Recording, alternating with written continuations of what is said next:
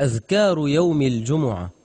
قال تعالى: يا أيها الذين آمنوا إذا نودي للصلاة من يوم الجمعة فاسعوا إلى ذكر الله وذروا البيع ذلكم خير لكم إن كنتم تعلمون.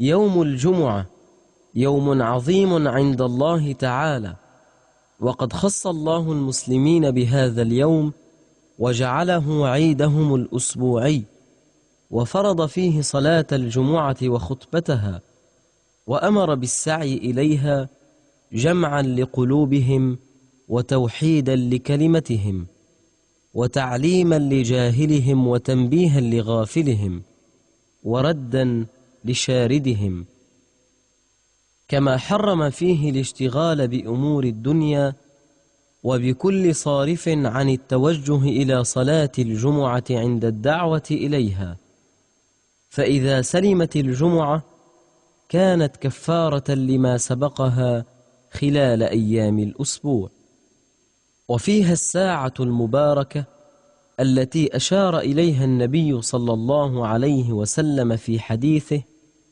الذي ورد عن أبي هريرة رضي الله عنه أن رسول الله صلى الله عليه وسلم ذكر يوم الجمعة فقال: فيه ساعة لا يوافقها عبد مسلم وهو قائم يصلي يسأل الله تعالى شيئا إلا أعطاه إياه، وأشار بيده يقللها.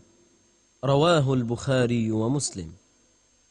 فعلينا الاشتغال بأصناف القربات والتزود بالتقوى والنوافل والأذكار والدعوات، والإكثار من الصلاة والسلام على رسول الله صلى الله عليه وسلم.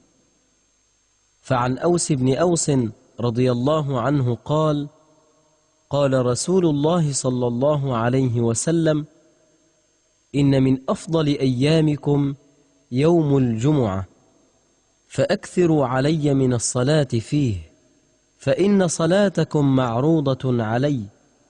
فقالوا: يا رسول الله، وكيف تعرض صلاتنا عليك وقد أرمت بليت؟ قال: إن الله حرم على الأرض أجساد الأنبياء. رواه أبو داود والنسائي وابن ماجه. ويستحب تفريغ القلب من الشواغل الدنيوية والاشتغال بالتوبة والاستغفار والذكر والتسبيح وقراءة القرآن، وخصوصا سورة الكهف، فقد ورد عن أبي سعيد الخدري أن النبي صلى الله عليه وسلم قال: من قرأ سورة الكهف في يوم الجمعة أضاء له من النور ما بين الجمعتين. رواه البيهقي في السنن. فيوم الجمعة يوم عظيم من أيام الله تعالى، فيه بركات ونفحات.